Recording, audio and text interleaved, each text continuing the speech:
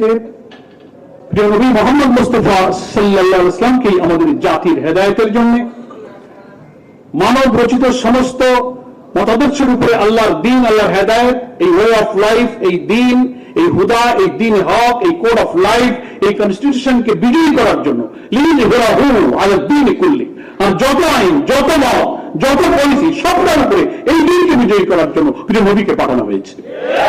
তো আমাদের আরেকটা পরিচয়, আমরা সেই প্রিয় নবীর উম্মত, নাকি বলেন? সেই উম্মতে মুহাম্মদী সাল্লাল্লাহু আলাইহি ওয়াসাল্লাম হিসেবে আমাদের পরিচয়। এখন শিক্ষার ব্যাপারে তাহলে আমাদের প্রিয় নবী নিজেই পরিচয় দিয়ে বলছেন, হাদিসের বর্ণনা উলামায়ে কেরাম সব জানা আছে, সময় কম। আল্লাহ রাসূল সাল্লাল্লাহু আলাইহি ওয়াসাল্লাম নিজে বলছেন যে আমাকে তোমাদের মধ্যে শিক্ষক হিসেবে প্রেরণ করা হয়েছে। He is our teacher. আর শিক্ষকের কাজ কি? শিক্ষা দেওয়া।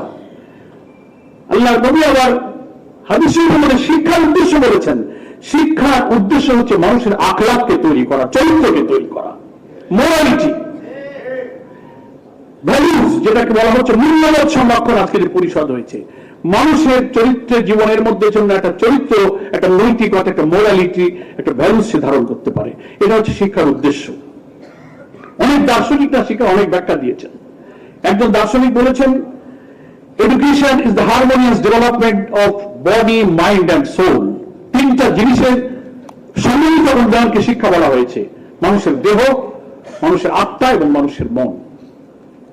এবং এই সম্মিলিত উন্নয়ন রয়েছে আল্লাহর পক্ষ থেকে নাযিলকৃত কিতাব প্রিয় নবীর সুন্নাহর ভিত্তিতে। যে শিক্ষা প্রজন্মের আখলাক এবং চরিত্রকে তৈরি করার জন্য বাস্তবায়ন করা যাবে, তার মধ্যে রয়েছে মানুষের দেহ, মন আর আত্মার সমন্বয়। এখন দাবি করা হচ্ছে যে প্রাথমিক স্কুলের শিক্ষক নিয়োগের প্রশ্নটা আজকে আনতে হলো কেন? কত বড় দুর্ভাগ্য! আমি একটা ছোট্ট উদাহরণ দিই।